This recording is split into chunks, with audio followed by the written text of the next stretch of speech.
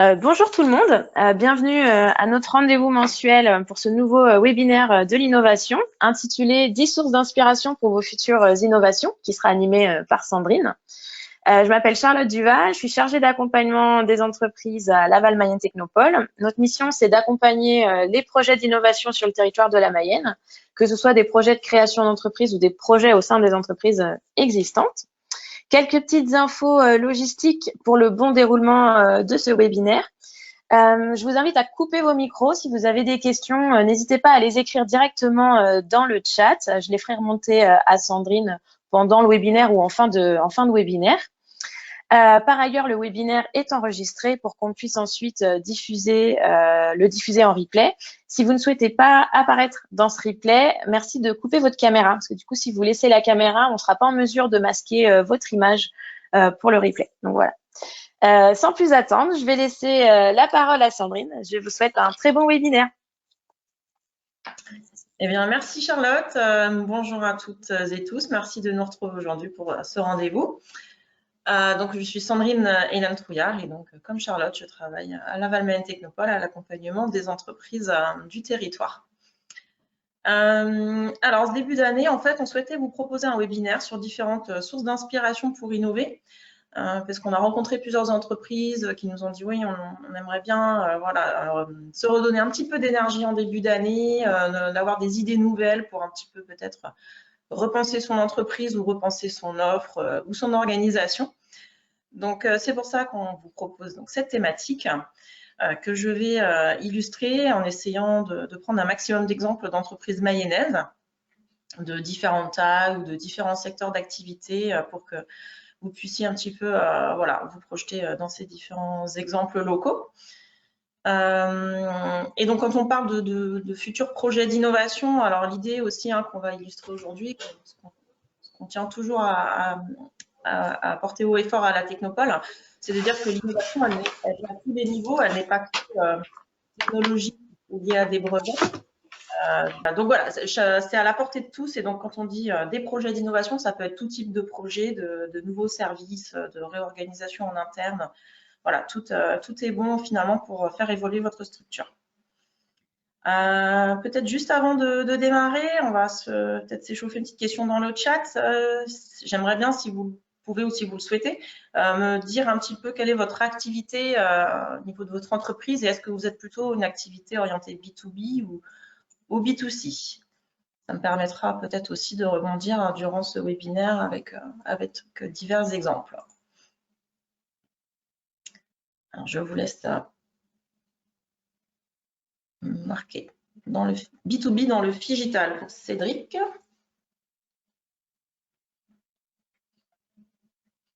On a de la formation en B2C. Hébergement touristique, épicerie plutôt B2C, d'accord. B2B dans la communication Figital aussi. Alors, on a du Figital plusieurs fois. Donc B2B, bah là, ça s'enchaîne. B2B dans l'industrie. Une personne en recherche de poste dans l'innovation en B2B, très bien. B2B transformation digitale e-commerce, camping B2C, avec un peu de B2B, formation B2B, B2C, création, vente de bijoux. Bon, on voit que c'est très varié. Je dirais qu'on est assez équilibré entre B2B et B2C. Très bien, alors c'est parti, merci beaucoup, ça me permet de mieux vous connaître. Alors, je vais démarrer tout de suite par une première source d'inspiration. Donc, pour moi, une des premières sources d'inspiration, alors, est-ce que ça me passe bien les slides? Voilà, c'est bon. Voilà, ça va apparaître chez vous. Ce sont bien évidemment vos clients et vos clientes, puisque en les écoutant, en les observant, ça permet vraiment de s'inspirer et de se donner des nouvelles idées pour adapter son offre à leurs besoins et leurs attentes. Ceci étant dit, comment est-ce qu'on fait pour vraiment avoir du feedback de ses clients? Donc, il peut y avoir plusieurs façons de faire. Une première façon, ça peut être de se mettre en immersion dans le quotidien de ses clients et ses clientes. Ça vaut aussi bien pour le B2B que le B2C. Ici, je vous illustre avec un premier exemple d'une entreprise mayonnaise, l'entreprise Gruau, qui est une entreprise de carrosserie industrielle qui va transformer des véhicules pour en faire des véhicules professionnels à destination. Soit, par exemple, ça peut être des voitures de pompiers, des ambulances, des voitures, etc. Donc, les équipes d'innovation de Gruau vont régulièrement en immersion avec des clients qui peuvent être très différents. Donc là, c'est tiré d'une vidéo de présentation sur leur site, enfin, sur leur page Facebook, si ça vous intéresse d'aller voir un peu plus en détail. Donc l'équipe a suivi des personnes qui font de la livraison à domicile et a passé plusieurs journées avec eux, donc pour voir en fait un petit peu quelles sont leurs difficultés, leurs problématiques, pour ensuite essayer de chercher une solution pour leur simplifier la vie. Donc, on peut voir que dans la vidéo, il nous explique bien que la première livraison, c'est toujours la plus rapide puisque la première caisse, elle est devant. Mais au fur et à mesure de la journée, les livraisons du soir, elles sont derrière et les caisses vides s'entassent, s'empilent. Donc, c'est un jeu un petit peu tout le temps de Lego, essayer de déplacer d'un endroit à l'autre pour aller chercher le dernier carton. Et donc, ils ont imaginé à partir de ça, en fait, un système où finalement, les caisses vides, au lieu de les reposer à l'arrière du camion, on va aller les déposer sur le côté, dans un endroit prévu. Et les caisses pleines, finalement, vont bouger toutes seules et vont se rapprocher du fond du camion. Donc, ça permet en fait de faire un système de boucle, si vous voulez, pour simplifier la vie du livreur ou de la livreuse. Un deuxième exemple, une deuxième façon finalement d'avoir du feedback de ses clients, c'est tout simplement de les interroger. C'est une démarche là que je vais vous présenter d'une entreprise mayonnaise, de l'entreprise Deschamps à Saint-Denis-de-Gâtine. C'est une entreprise de charpente, donc ils font de la charpente traditionnelle, bois et alu. Et donc on les accompagnait dans le cadre d'un programme Apollo où ils souhaitaient finalement mettre en place un nouveau service. Alors là, c'était la demande d'origine, mais peu importe la porte d'entrée, c'était de mettre en place de la réalité virtuelle ou réalité augmentée pour les clients. Et on les a aidés finalement à retourner voir leurs clients, à les réinterroger, puisque même si on a l'impression de très bien les connaître, on gagne toujours à retourner voir ses clients pour en apprendre davantage sur eux. Et quand on parle de clients, il faut bien sûr aussi interroger des non-clients, des personnes qui ne sont pas clientes chez vous, pour essayer de comprendre pourquoi elles ne le sont pas. Et également des anciens clients. Donc, pourquoi est-ce qu'ils ont cessé de faire appel à vos services? Quelles sont les problématiques? Qu'est-ce qu'ils ont trouvé de mieux ailleurs ou qu'est-ce qui n'a pas répondu à leurs besoins? Ça donne toujours, bien sûr, des idées de choses nouvelles à mettre en place. Donc, si on revient sur notre entreprise Deschamps, donc la dirigeante Nathalie Plancher avec son équipe est retournée voir ses clients. Et puis, quand à l'issue de ces interviews, donc c'est tout un processus d'interview qu'on a guidé avec eux pour voir un petit peu quelles étaient les bonnes questions à poser. Les retours étaient assez, c'est quand même assez fort ce qu'elle nous a dit. Elle nous a dit, je me suis rendu compte finalement mes clients, ils n'avaient pas besoin de charpente. Mon produit, ils en avaient un peu rien à faire, quoi. C'était pas une charpente dont ils avaient besoin, c'était vraiment un espace de vie.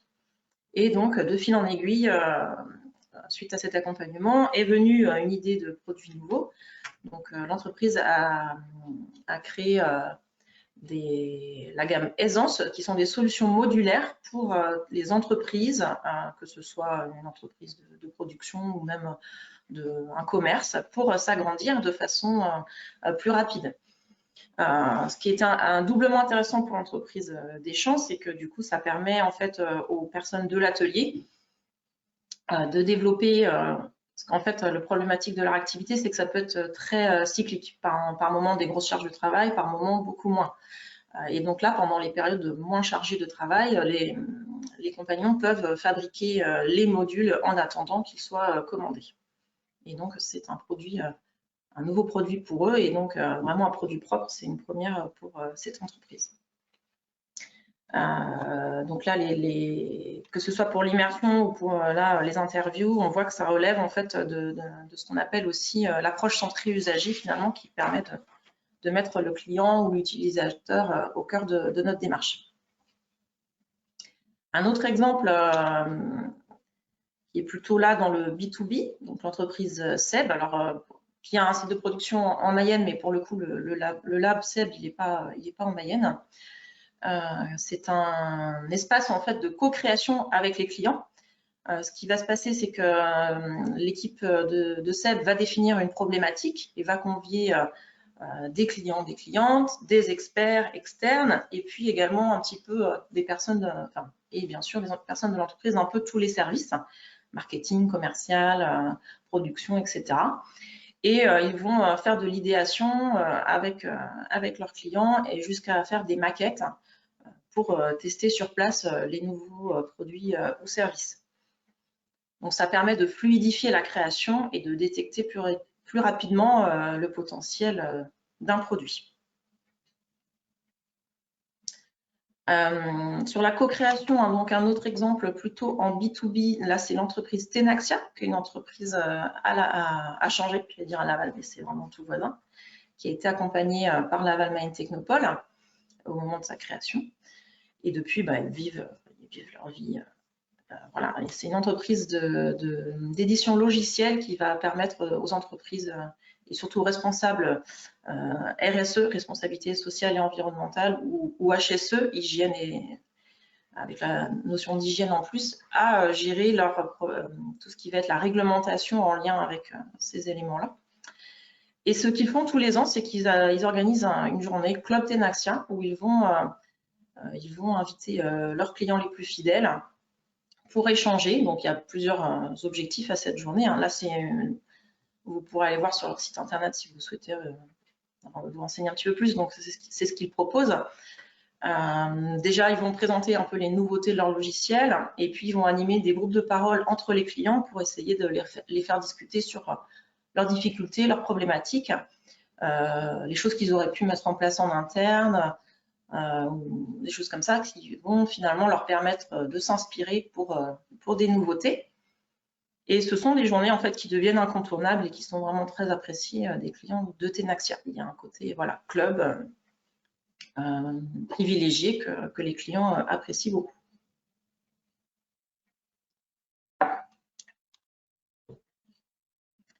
Et puis, c'est aussi l'observation des nouvelles tendances de consommation qui peuvent vous donner des idées d'inspiration pour des choses nouvelles.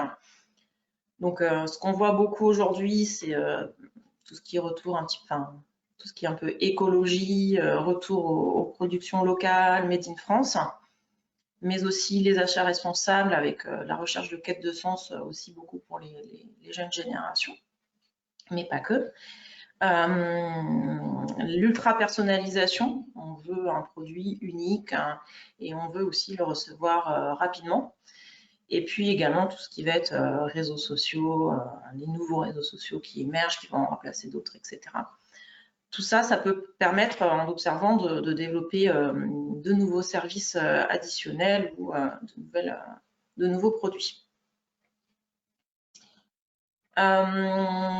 Du coup, là, j'avais envie de faire une petite pause donc, sur ce premier élément donc, des clients et puis de vous poser une petite question à nouveau dans le chat.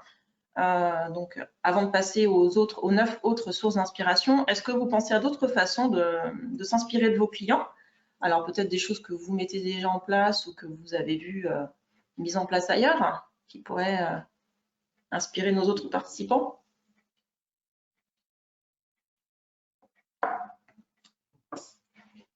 Je vous laisse quelques minutes pour le temps de taper dans le chat. J'en profite pour prendre un petit peu d'eau.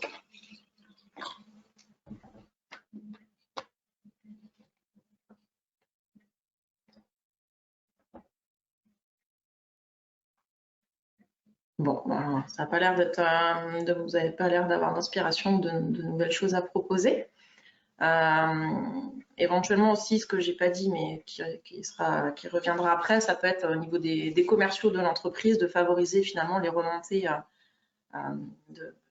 des commerciaux ou peut-être de faire un questionnaire de satisfaction suite à l'achat ou au moins un échange téléphonique pour prendre des nouvelles après achat et voir si le client est 100% satisfait ou voit des possibilités d'amélioration. Écoutez, si ça vous va, dans ce cas-là, je passe à la deuxième source. Les fournisseurs ou prestataires de l'entreprise sont aussi une source d'innovation. Là, c'est un exemple de l'entreprise Vilo à Laval. Donc, c'est une entreprise qui fabrique des pompes et circulateurs plutôt à destination du B2B qu'on va retrouver dans les chaudières ou dans des beaucoup plus grosses dans les outils industriels. Donc là, c'était à l'occasion d'une journée où ils ont réuni tous leurs fournisseurs à travers l'Europe. Donc, il y avait une trentaine de participants. Et après avoir présenté un petit peu les axes d'innovation, les axes de réflexion qui les intéressaient, on a pu animer 4 groupes d'idéation entre fournisseurs. Et donc, ça a permis aussi de maqueter certaines idées. Et donc là, on voit sur la photo l'équipe gagnante de cette créativité avec la fiche idée qu'ils ont mis en œuvre. Et donc, de nouvelles choses finalement avec leur technologie que Vilo pourrait mettre en place. Donc c'est aussi ce qu'on appelle de l'innovation ouverte à ce niveau-là. La réglementation qui à la base est plutôt une contrainte peut devenir une source d'innovation. Là, un exemple très récent, l'entreprise Rossignol à Montsûrs qui fabrique tout ce qui va être poubelle ou meubles de salle de bain ou plutôt sur l'hôtel pour les collectivités, voilà.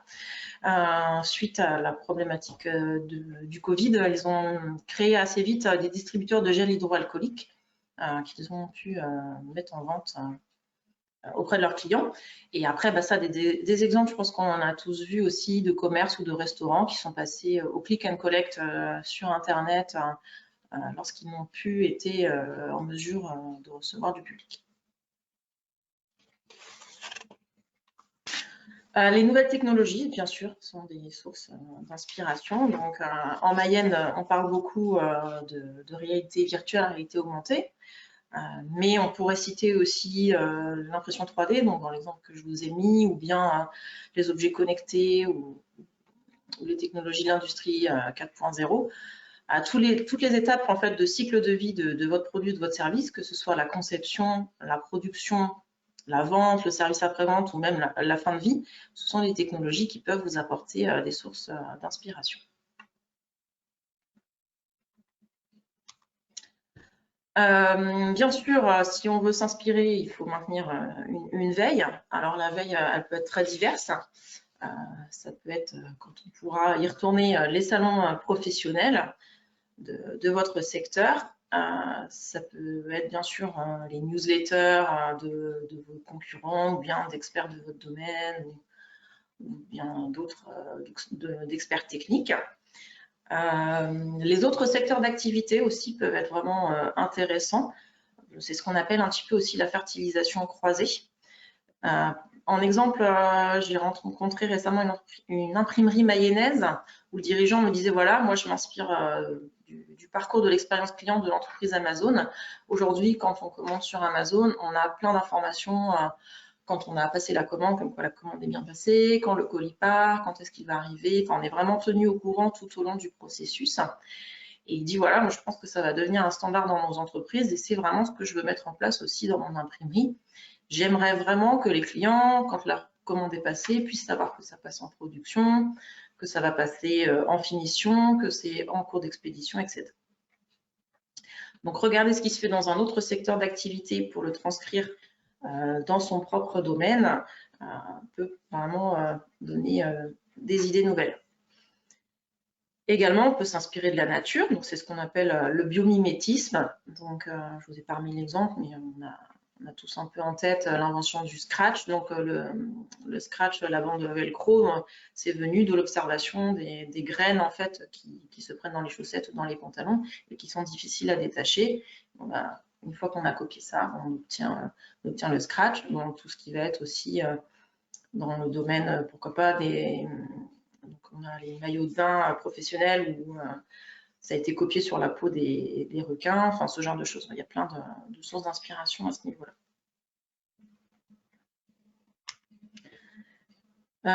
Ensuite, tout ce qui va être design ou art peut être une bonne source d'inspiration. Sur cette planche, on voit par exemple ce que font des étudiants de l'école de design de Nantes. Donc, chaque école de design, en fin d'année, les étudiants et les étudiantes doivent produire un projet d'un nouvel objet ou d'un nouveau concept. Et donc, on voit que ça peut donner lieu à des choses vraiment inspirantes qui peuvent être adaptées dans une entreprise pour une production. Également, on voit des entreprises, on a accompagné des entreprises sur des résidences d'artistes. L'entreprise Joux va accueillir un artiste graphiste dans ces lieux. Donc, ce sont autant d'occasions finalement de sortir du mode de fonctionnement habituel et de se poser des questions et de se réinspirer, on peut dire. Ensuite, on a le monde académique. Alors, quand je parle de monde académique, c'est vraiment très large. C'est aussi bien les laboratoires de recherche, les centres de ressources techniques ou technologiques, les étudiants, les universités, également les stagiaires. Là, je vais prendre deux exemples. Donc, d'abord, celui-ci sur les collaborations avec les laboratoires de recherche. Là, il s'agit de l'entreprise Synovia qui est basée à Saint-Berthevin, anciennement Clazel ou peut-être plus connue de certains ou de certaines sous le nom de contrôle laitier. Leur métier, finalement, c'est d'aller dans les exploitations agricoles pour accompagner et renseigner les agriculteurs et les chefs d'exploitation laitière. Et donc, il y a une personne qui va passer matin et soir, finalement, faire un prélèvement de lait dans la ferme. Et les prélèvements de lait sont faits vache par vache, habituellement, pour pouvoir détecter si une vache est bien en bonne santé ou pas, si son lait est propre à la consommation, s'il n'y a pas de problème de présence d'antibiotiques ou de cellules anormales. Et donc, l'innovation que Synovia a mis en place avec l'Université de Liège, c'est basé sur un brevet qui avait été déposé par ces chercheurs. Ça s'appelle Génocellule. Et ce qu'on va faire, en fait, c'est qu'en amont, on va faire un génotypage de l'ADN de chaque vache du troupeau. Et ça permettra, une fois qu'on a fait ça, de prélever une fois, dans le temps qu'elle est, un échantillon unique de lait de toutes les vaches mélangées. Et on va pouvoir, grâce à ça, identifier quelle protéine ou vient de quelle vache. Et on va pouvoir détecter très simplement quelle vache a une problématique dans le troupeau et qu'on va pouvoir écarter le temps que les choses reviennent à la normale. Donc, ça leur permet de créer une valeur pour le client qui n'existait pas du tout sur le marché. Donc là, on voit que c'est vraiment assez très innovant aussi bien pour le client que pour Synovia. Un deuxième exemple, là, on va être plutôt sur la collaboration avec les étudiants. Donc ça, c'est une entreprise à Saint-Berthevin, encore une à Saint-Berthevin, il y en a plusieurs. C'est le traiteur La Corévatine, donc c'est un traiteur traditionnel, voilà, qui fait des produits plutôt pour les réceptions ou les événements. Et donc, en novembre, suite au deuxième confinement, ils ont mis en place le Confine Bag. Donc, c'est un système finalement de plateau repas chaud ou froid à commander et à emporter au niveau de leur entreprise. Et ça, c'est issu d'une idée qui a été émise par des étudiants suite à leur participation au challenge compétences avec l'IUT de Laval. Ça leur a permis en fait de creuser la faisabilité de cette idée. Les étudiants ont pu réfléchir à comment on peut mettre en place, parce que l'idée peut paraître peut-être assez basique, mais dans la mise en place, ce n'est pas toujours forcément si simple à réfléchir en termes de logistique. Donc voilà, ça leur a permis vraiment de mettre le pied à l'étrier et de se lancer sur cette idée. N'hésitez pas au fur et à mesure, si vous avez des questions, si vous souhaitez apporter des choses, on est là aussi pour être en interaction. Ensuite, le fait d'aller à l'étranger peut aussi être une très bonne source d'inspiration pour se dire, tiens, on peut transposer quelque chose qui se fait alors sur son marché ou son secteur d'activité actuel, mais bien sûr, ou aussi bien sûr de secteurs complètement différents. On entend souvent parler, je ne sais pas si ça vous parle, mais de Learning Expedition, donc c'est des voyages pour apprendre un petit peu des choses différentes. Donc, on en entend souvent parler dans la Silicon Valley, aller visiter des entreprises comme Google, Twitter ou autres pour voir un peu comment ça fonctionne. C'est aussi extrêmement intéressant d'aller voir aussi comment les choses se développent en Chine ou dans des pays vraiment où ça va très très vite. Et pourquoi pas de retranscrire quelque chose qui va fonctionner sur ce marché étranger et de le remettre en place en France. Un autre exemple que je n'ai pas forcément illustré, mais d'une entreprise locale. Donc, on a l'entreprise All4Tech qui a le dirigeant Arnaud Cosson a accueilli un entrepreneur en résidence pendant 6 mois. Donc ça, c'est dans le cadre d'un projet sur lequel on est partenaire qui s'appelle Erasmus pour jeunes entrepreneurs. Et l'idée, c'est qu'une personne qui est en cours de projet de création d'entreprise peut venir s'immerger dans une entreprise. Alors, c'est pas tout à fait un stage, c'est un statut à part en fait où la personne va pouvoir aider l'entreprise mais avancer en même temps sur son projet à elle, et ça crée des passerelles et des liens. Donc James, il était originaire d'Angleterre et depuis il continue, il est retourné dans son pays pour avancer sur son projet, mais il est devenu revendeur des solutions de l'entreprise. Alors c'était All4Tech, mais c'était plutôt sur les projets de l'entreprise HRV. Et je vois la remarque dans le chat, les learning expéditions peuvent se faire localement à travers des salons professionnels, des sociétés dans d'autres secteurs. Ben, tout à fait. Nous, on avait aussi en idée, alors avant que le confinement ne tombe, mais d'organiser des learning expéditions dans l'est de la France, en région Rhône-Alpes, où vous pouvez exactement aller tout à fait à Angers, à Nantes, à Rennes ou à Paris, et déjà voir plein de choses extrêmement intéressantes.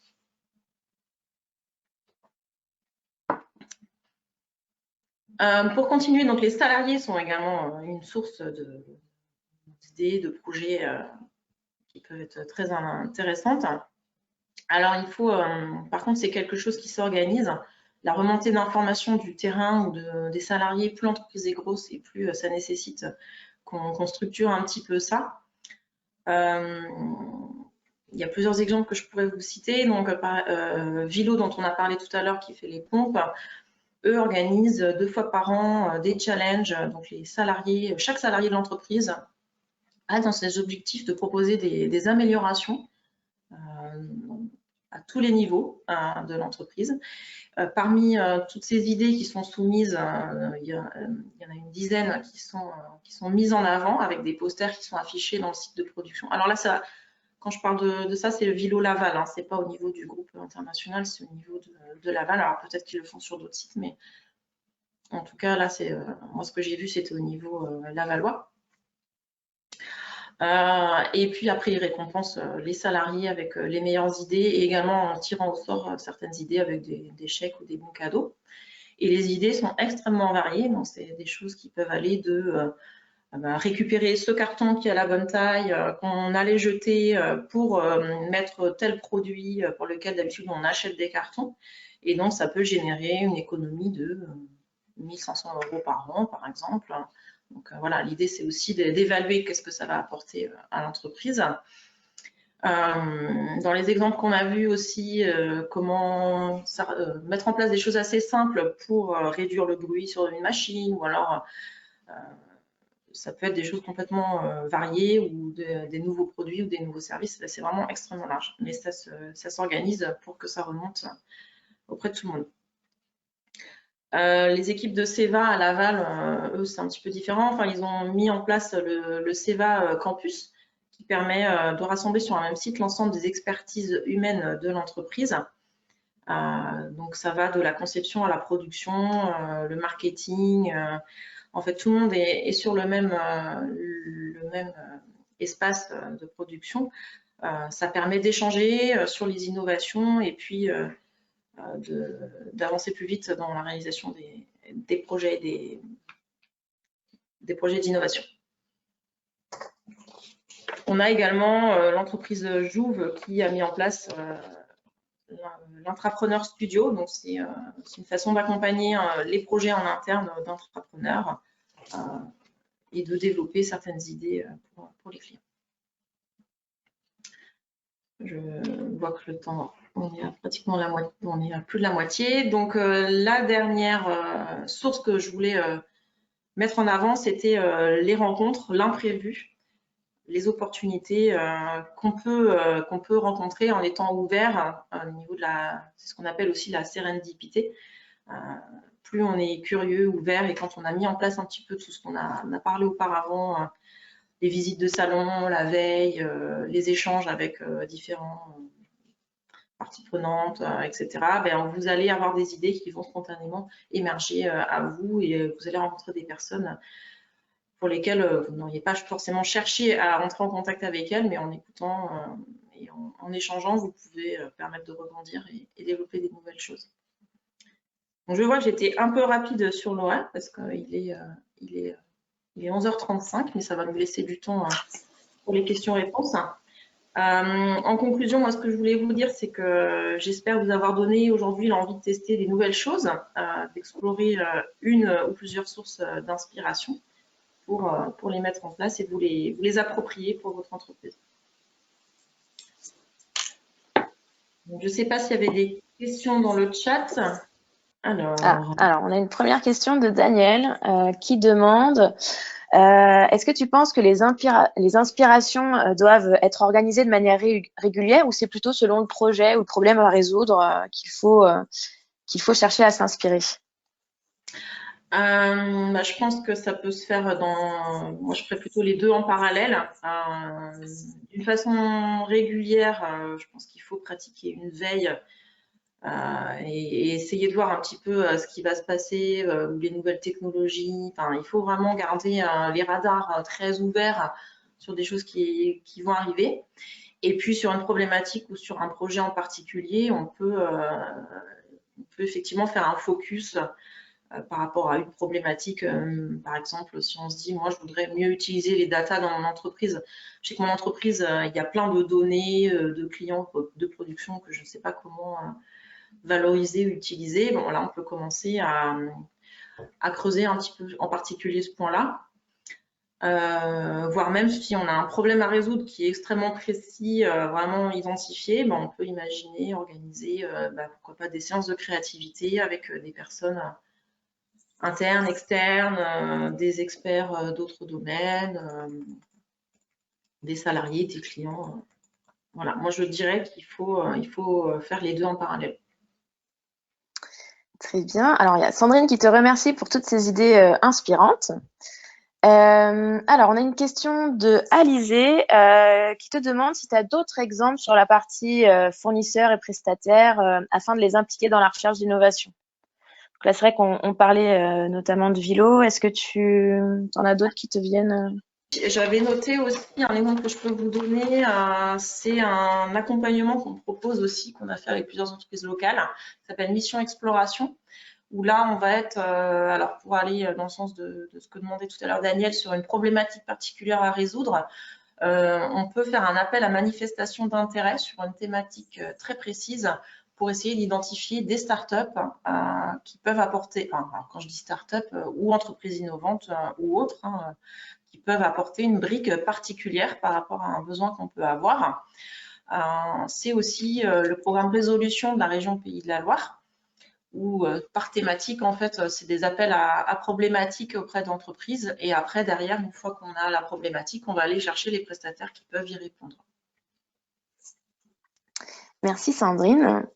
Alors, on a une remarque et une question de Jean-François, donc, qui est notamment liée à la situation un peu extraordinaire liée au Covid.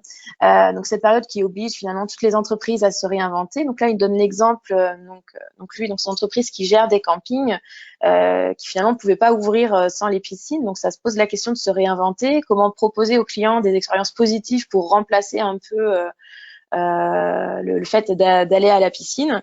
Et donc, il pose la question de la problématique, finalement, comment est-ce qu'on peut enclencher rapidement un dispositif d'innovation, comment est-ce qu'on peut être agile, répondre vite, alors que c'était des sujets qui n'étaient pas dans les cartons de l'entreprise. Donc, vraiment un sujet très nouveau où il faut le mettre en place très vite.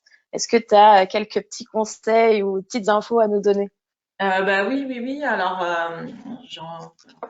c'est-à-dire que c'est un peu la même réponse que tout à l'heure, mais pour moi, la créativité, un groupe créatif peut vraiment, en une demi-journée, trouver des idées qui partent un peu dans tous les sens. Donc, en mettant, comme je disais tout à l'heure, des profils très variés, des salariés de l'entreprise, des clients ou clientes ou des experts ou même des gens complètement extérieurs d'autres domaines.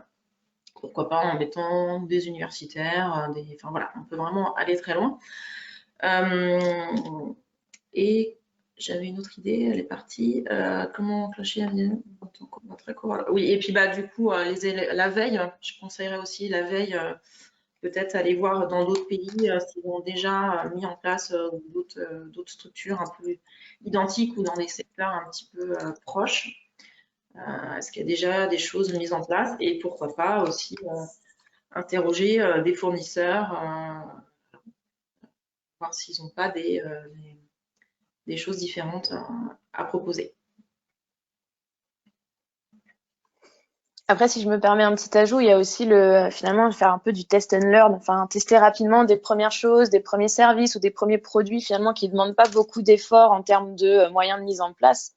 Faire des petits tests rapides, voir si les clients s'approprient le sujet ou pas du tout. Ça peut aider sans tout de suite dire il faut qu'on crée une nouvelle aire de jeu, par exemple. En faisant des petites choses, d'abord petit à petit, ça peut tester l'appétence et voir si oui ou non ça nécessite un processus d'innovation plus long derrière. Alors, et donc il y a Sébastien qui se permet de répondre à Jean-François. Il dit est-ce que ce serait pas possible d'interroger justement les clients sur les attentes, sur leurs envies et leurs besoins, par exemple avec des campagnes d'emailing. Quand on dispose d'un fichier client, c'est une source, une ressource, c'est une richesse que l'on peut utiliser, et ça permettrait d'inclure les clients dans une démarche communautaire. Donc voilà, Jean-François, quelques idées pour t'aider dans ta démarche. Merci Sébastien, ça me fait rebondir avec une idée qui pourrait être aussi de faire venir un certain nombre de clients dans un camping et puis de dire bon voilà, contexte actuel, si on fait le tour du camping à tel endroit, est-ce que ça peut faire rebondir de se mettre aussi dans le contexte et faire un petit peu ce qu'on appelle des focus group de clients. Très bien. Nous sommes arrivés à la liste, enfin au bout des questions. Est-ce qu'il y en a d'autres qui arriveraient? Charlotte, il y a une question de Benoît. Pardon. Mince. Eh ben, je ne la vois pas. Comment fait-on pour bien identifier les attentes et problèmes réels des clients qui sont source d'innovation? Et après, en réponse à ces attentes, il faut bien formaliser notre valeur ajoutée dans son offre, ce qui n'est pas forcément simple avec des innovations qui impactent beaucoup les modèles existants. Oui, alors tout à fait. Donc nous, ce qu'on préconise par rapport à ça, c'est vraiment d'orienter les entretiens sur vraiment la problématique et la façon de faire des clients. Donc on est sur des entretiens découvertes orientés problème. Il faut trouver effectivement la façon de poser les questions. C'est pas si simple sans induire de réponse. Et ça passe uniquement par des interviews pour nous à ce niveau-là, en face à face ou via Skype, peu importe, mais en one-to-one sur la façon de faire. Et racontez-moi la dernière fois que vous avez fait ci, et quand vous voulez faire ça, comment ça se passe, etc. En étant vraiment sur la façon de fonctionner, sans parler du tout de votre solution. Et donc là, ça va faire émerger les problématiques, ce qu'on appelle aussi les pains du client, ses douleurs. Et après, vous pourrez imaginer une réponse à ces attentes-là. Et après, on va rentrer dans tout ce qui va être prototype, maquette, pour retourner voir les clients et entrer dans un entretien qui va être plutôt focalisé solution ou réponse. Et comment présenter cette maquette en disant voilà, est-ce que là, vous pensez que ça peut répondre à cette problématique, etc. Mais on est d'accord que c'est pas simple. Et nous, on peut vous guider sur ces thématiques-là. Donc, ça va être tout ce qui est basé sur les approches du design thinking, où il y a des outils aussi de questionnement qu'on utilise qui peuvent aider. Et sur la partie prototypage, maquettage d'une idée pour des tests, Daniel mentionne ce qu'on peut appeler les crado-tests. Donc, c'est ce que j'ai appelé le test and learn de tout à l'heure. Finalement, c'est pas grave si c'est moche, c'est pas grave si tout ne fonctionne pas. L'important, c'est de pouvoir tester. Est-ce que moi, la solution que j'ai imaginée répond vraiment aux besoins de mon client? Et donc, ça sert à rien de dépenser des 1000 et des 100 sur un produit. Autant faire un crado-test. Ça coûte pas cher et ça permet d'apprendre pas mal de choses. Et Guillaume, donc permet de bien le faire en testant une problématique ou une fonctionnalité importante du produit et pas forcément vouloir tester toutes les fonctionnalités en même temps. Donc, bien se centrer sur le cœur de la valeur ajoutée qu'on apporte au client. Et ensuite, pourquoi pas rajouter en itération sur votre premier credo test des blocs complémentaires, mais en validant d'abord le cœur de la valeur ajoutée. Ouais. C'est ça.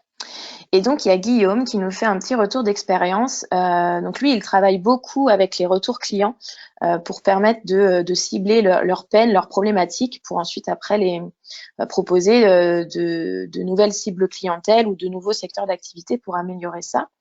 Et il complète ça en disant qu'il faut chercher à s'intéresser au client vraiment, à la personne qu'on a en face de nous, à son fonctionnement, sans chercher tout de suite à vendre sa solution. Finalement, ce que tu disais dans les entretiens orientés problème, il faut oublier la solution qu'on a en tête. Il faut vraiment se concentrer sur la personne, sur ses besoins, ses attentes vraiment réelles, si je puis dire. Tout à fait.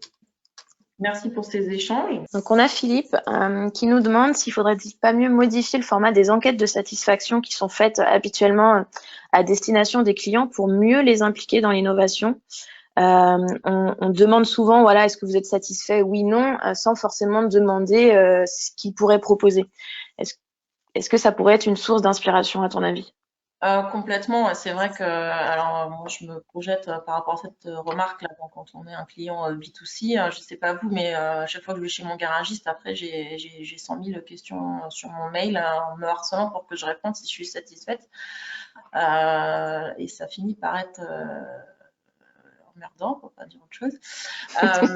Et du coup, je rejoins tout à fait ça. Moi, je pense que oui, c'est important de connaître la satisfaction du client, mais c'est aussi important de faire quelque chose de plus qualitatif où de temps en temps, on va inviter certains clients à venir passer peut-être 1 heure ou 2 avec une récompense peut-être à la clé pour leur remercier de leur temps et être plus dans l'échange qualitatif sur leur satisfaction pour aller creuser derrière parce que souvent ces questionnaires-là, je ne sais pas vous, mais on a envie d'être tranquille, on dit oui, c'était très bien, allez hop, c'est bon, on passe à autre chose, je n'ai pas que ça à faire, répondre à vos questions. Et finalement, on ne va pas dire que, alors c'était bien, mais c'était perfectible, parce que, voilà, la personne, je ne sais rien, tout simplement, quand on prend rendez-vous chez le garagiste, la personne ne décroche pas en disant bonjour, vous êtes bien au garage un tel, on ne sait pas où on atterrit, ça peut être assez désagréable, mais ce n'est pas quelque chose de grave non plus, donc on ne va pas prendre le temps de remonter ça dans le chat. Pas dans le chat, mais dans le questionnaire. Et donc, un petit exemple très concret qui va vous arriver très vite, c'est qu'après chaque webinaire, j'envoie un petit questionnaire justement de satisfaction pour savoir ce que vous avez pensé de l'événement. Donc, il y a les parties, voilà, êtes-vous satisfait ou pas de l'événement, mais il y a aussi quelques questions plus qualitatives. Comment vous avez vécu l'expérience? Est-ce que vous auriez des améliorations à nous proposer ou des idées à nous soumettre pour des prochains webinaires? C'est une première étape vers finalement impliquer nos clients, donc vous, dans la définition du programme et du contenu des webinaires. Yes. Du coup, ceux qui le souhaitent, moi, ça m'intéresserait d'avoir votre retour. Si vous deviez retenir une seule idée, une ou deux, on va dire, hein, de cette présentation de ce matin et comment que vous auriez envie de mettre en place dans votre entreprise, laquelle ça serait en fait? Est-ce que vous pouvez nous partager ça dans le chat? Donc, en effet, la prochaine date, le prochain webinaire de l'innovation, ce sera le mardi 9 mars, donc dans un mois, de 11h à midi. Ce sera sur le titre, ce sera Post-it Gomet, l'intelligence collective au service des projets de votre entreprise. Et donc, c'est moi qui aurai l'honneur de vous présenter ce qu'est la créativité, quels usages on peut faire de la créativité au service des projets de votre entreprise. Donc, n'hésitez pas à vous inscrire dès aujourd'hui pour recevoir le lien de connexion pour le prochain webinaire. Alors, on a quelques petites propositions. Philippe, il nous dit les objectifs d'amélioration pour chaque collaborateur. C'est une façon de mieux les impliquer. Ouais, tout à fait. Moi, j'aime beaucoup aussi cette idée-là.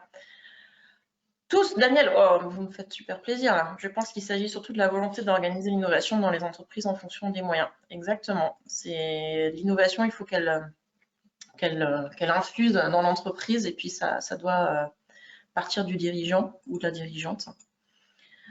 Jean-François qui nous dit plutôt qu'un levier en particulier, même si celui des fournisseurs prestataires est intéressant, c'est la multiplicité des leviers qui se complètent bien.